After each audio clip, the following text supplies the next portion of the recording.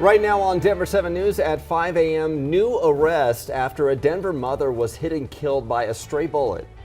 I hope that gang members look at these situations and make changes in their lives. Stop terrorizing people. New developments in the case and the suspect police are still looking for. A rocket launch redo. NASA has rescheduled its highly anticipated liftoff of the Artemis 1 mission, and it now might be a little easier for you to watch.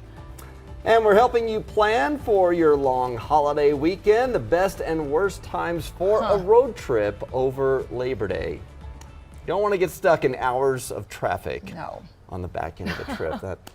That's ending on a sour note. Yeah, or starting on a sour note. Yeah, thanks for watching today. I'm Nicole Brady. And I'm Brian Sanders. Weather should not get in your way this weekend, although it's going to be hot. I was going to say, let's clarify. The sour note's going to be what Jason has to tell you when it comes to traffic. You've got good stuff, yeah. I've got the good news. Beautiful right now. We are going to see some pretty warm conditions as we head into the holiday weekend.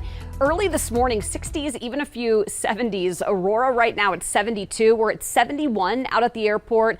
Upper 60s near Denver, Arvada, Thornton, mid 60s this morning. 40s and 50s in the mountains.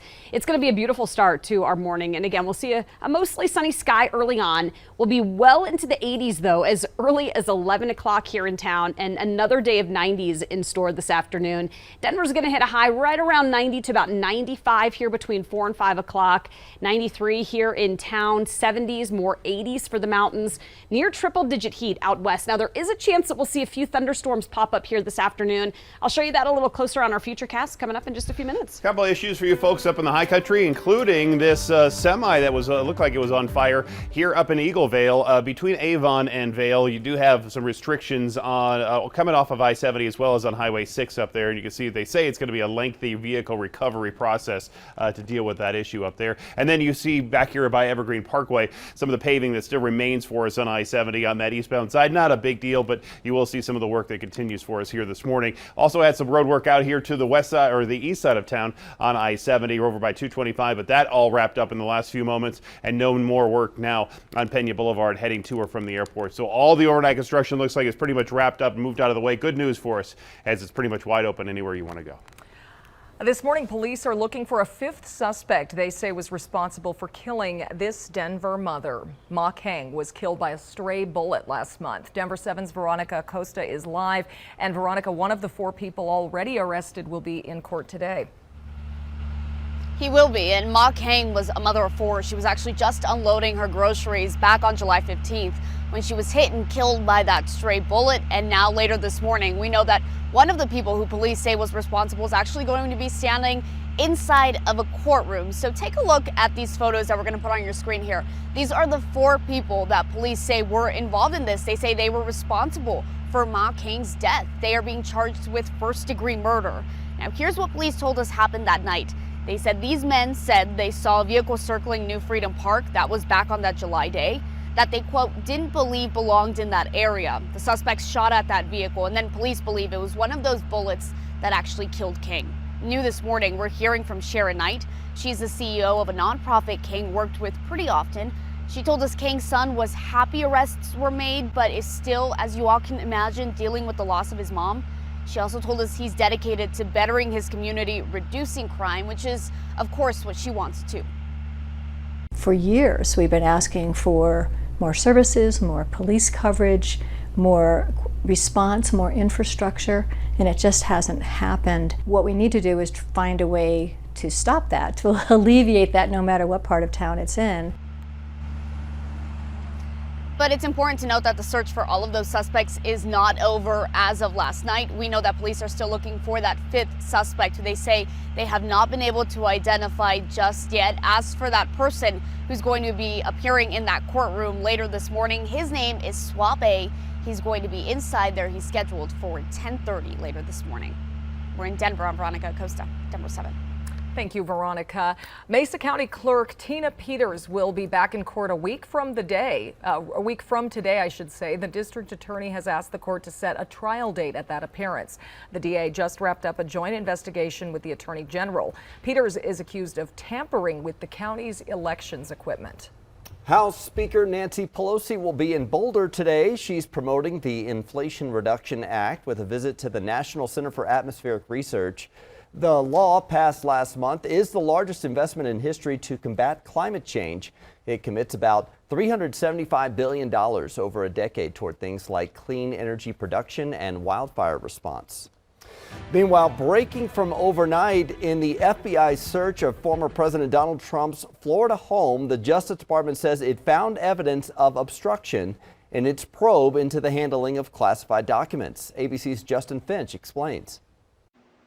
This morning, the Justice Department issuing a scathing rebuke of former President Trump's legal team, urging a judge to reject a request for a special master to review the seized records.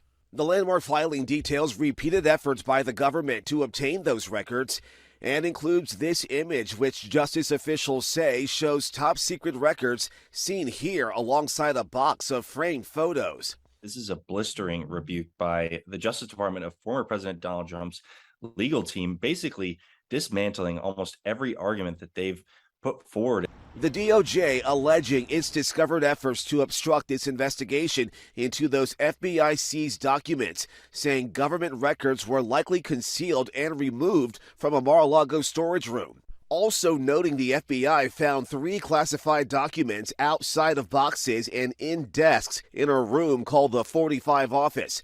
Records DOJ explains it had been working with Trump's team for months to recover, even issuing subpoenas. They say Trump's lawyers never made any attempt to assert executive privilege. The Justice Department here is essentially alleging that Trump's legal team engaged in obstruction in order to prevent the handover of classified materials. That Mar-a-Lago probe reverberating on the November midterm campaign trail Tuesday. It's sickening to see the new attacks on the FBI. President Biden in Pennsylvania condemning, quote, MAGA Republicans for the ramped up rhetoric and threats following the FBI search of Trump's home. There's no place in this country, no place for endangering the lives of law enforcement. I'm also opposed to defunding the FBI.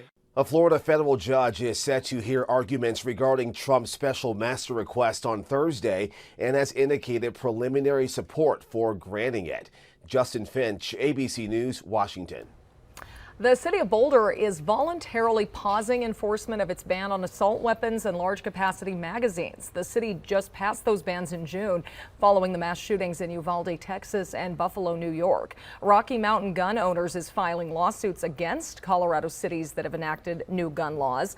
Yesterday, the city of Boulder, along with Boulder County, Superior and Louisville, all agreed to consolidate the cases into each city into one lawsuit. It helps both sides of not wasting resources of going out and suing, every town and having to pay for every lawsuit. Now we have one cohesive lawsuit. And meanwhile, a judge declined to block a Colorado law prohibiting the possession of large capacity gun magazines. A Colorado Springs man filed a lawsuit against the Attorney General claiming the state's ban violated his Second Amendment rights. The man based his lawsuit on a recent Supreme Court ruling which made it more difficult for governments to enact gun safety regulations. Well, plan ahead if you're traveling anywhere over Labor Day weekend. It is one of the busiest traffic periods along I-70 to the high country. And according to the Summit Daily, westbound traffic into the mountains is expected to be the busiest mid-morning to late afternoon Friday and then again early Saturday morning. The busiest time for traffic back towards Denver will be mid-morning Monday through late afternoon. And traffic expert Jason Luber joins us with a quick check of the roads this morning, which look wide open if you're leaving right now. Yeah, that's right, especially here in Idaho Springs up there in the high country. It looks great for us. We will have that express lane available for you if you're going to be heading west on I-70, so hopefully that'll alleviate some of the usual traffic jamming. Same thing for the folks coming back here to town on Monday. But you see a wide open drive right now, Lisa, up in the high country with some overnight construction still lingering near Evergreen. It is fun to get in those lanes, though, and just zip on down. A little scary, though. It's tight. It's a tight lane. Take a look at Futurecast. We have pretty clear skies this morning. There will be a chance for a few thunderstorms here this afternoon. It's likely going to be our best chance for a little rain, lightning, and thunder today. It gets hot and dry here. You guys will take a closer look at your forecast for this Labor Day weekend coming up. Well, you may notice a lot of similar styles when you go back to school shopping next year. Why major retailers are planning to bring back this season's clothes. Also, the beloved Back to the Future car is getting a 21st century update. We'll take a look at the new DeLorean.